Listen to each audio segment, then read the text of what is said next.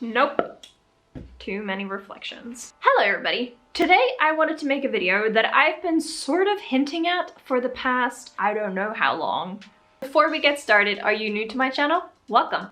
My name is Janice. I make videos talking about travel. Well, I used to make videos about travel. I've made videos talking about languages, language learning, German, Swiss German, Korean, and now sewing apparently. If any or all of that sounds interesting to you, why not stick around? Also follow me on social media. That would be really nice. And when you subscribe, hit the notification bell because YouTube apparently likes to shadow ban me and just not show my subscription in people's subscription boxes.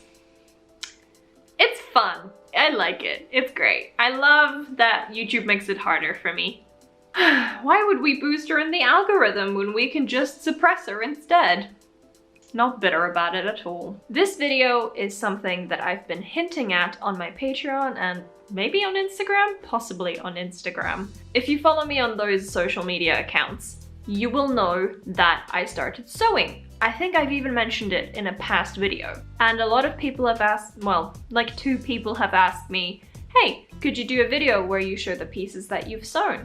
And I was like, well, yeah, sure. I started sewing in the beginning of quarantine. I'd say sometime, maybe June, could have been later, could have been earlier. I had always struggled to find clothes that fit me because I'm built different. I have hips. I don't have a lot of ass, but I have hips. There are no clothes for that in store. I was living in a shared apartment for a while, and a lot of other travelers would come and stay there for a while. There was one person that really influenced this whole sewing spree, which was Gaëlle from France, because my friend Sarah, she had given me a skirt, but I had already sort of anticipated it not fitting perfectly. Because skirts usually don't, because they will, in the hip area, they're really tight, and then the waist, there's just a lot of leftover fabric. Because for some reason, a lot of clothing brands just make their skirts a square, and then they're like, have fun with it. Gaëlle had done a lot of medieval clothing sewing, maybe cosplay too, I'm not sure anymore. She offered to sew the skirt so that it would fit me. I was so amazed at that and I was like, yes, of course, oh my god, that would be amazing. This skirt gave me so much confidence because it fit me perfectly. And I really, really wish that I had it with me. But as I've mentioned before, I left a lot of clothes and a lot of stuff in South Korea, and that skirt is one of those things that I left. So, fuck.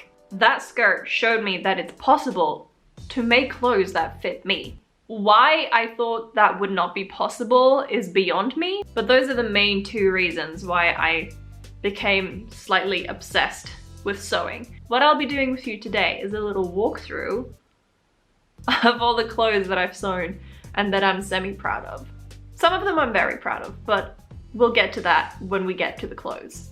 These here are the first pair of anything that I've ever sewn successfully. These used to be long men's pants and also not high waist. When I was a teenager, everything was high waist and that was very in fashion, and I grew accustomed to everything being high waisted. That is now the norm, and if I have to wear anything that's not high waist, I will hate it. I'm very afraid of like Gen Z or younger to bring back low-rise jeans. Please don't bring it back. It was terrible. You could see people's butt cracks. Please don't bring it back. So what I did is I looked up a lot of tutorials. Anything that I've sewn here, I've had a guide with tutorials. I'll link some of my favorite tutorials in the description. There are a lot of like rookie mistakes. These are the very first shorts that I felt comfortable in. And as I said, they fit me perfectly. I love the detailing, but that was not me. That was already in the pants. Next up, technically, would be like 3 other pairs of shorts, but I despise every single one of them, so I refuse to wear the other ones. Next up is this skirt here.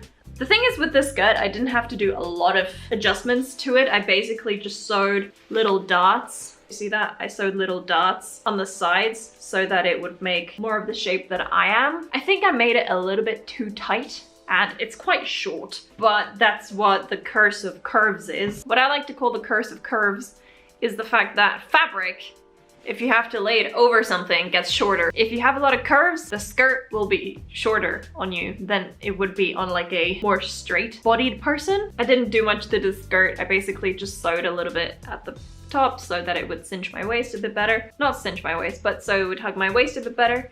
And other than that, pretty good. I like the skirt. I made little safety shorts. These were basically just old leggings from like H&M that had a hole in it somewhere in the leg, and I was like, oh well, I'll make shorts to wear under skirts. One thing that I was taught in Korea is to always wear shorts under skirts. I don't have a separate little clip for these because I don't think it's necessary because they're just leggings turned into shorts. This was my very first shirt that I made, or like top that I made, and I adore this shirt so much. These used to be pants. These used to be pants, and I thought that the pants themselves would be really nice on me. And then I put them on and I hated them.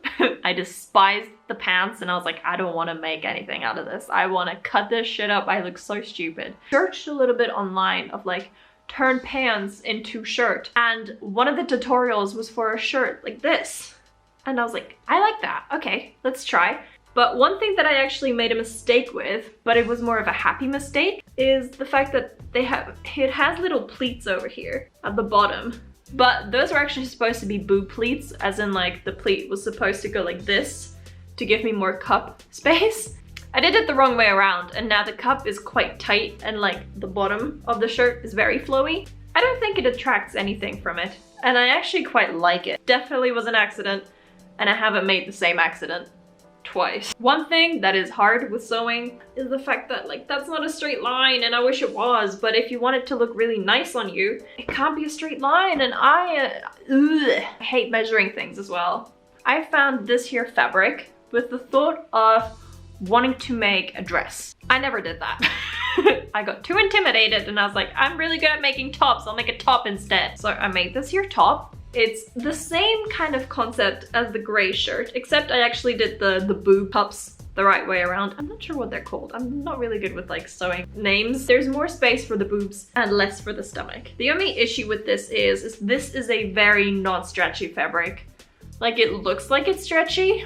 It is not stretchy. This over here, shouldn't this be less stretchy? What the fuck? Maybe I made this one a size bigger, but either way, this shirt here always gets stuck on my head when I tried to take it off. Putting it on is a struggle, taking it off is a struggle. Wearing the shirt with a bra is nearly impossible, but when you're filming outside in Zurich, you kind of have to wear a bra, otherwise taking it off will be fun. Overall, I like the color of this shirt. I think it suits me a lot. I like the gold accents to it. It's not overly like saturated gold. It's not like punch you in the face gold, but it's very like muted and subtle. The only thing I dislike is the inside. It's absolutely hideous and it looks like a costume. It has these little pleats. I think they're called pleats. I don't know. I have this little sewing detail in the back because I couldn't get it tighter and I got frustrated, and I think I made the pleats too small and now it doesn't really fit me, and I'm trying to find a new home for this shirt. I'm gonna have to give it to friends and I'm quite sad about it because I do like it and I like how it looks on me, but it is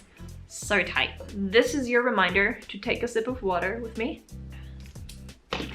It's the same shirt again, but it's in white. And this used to be bed linen, I think.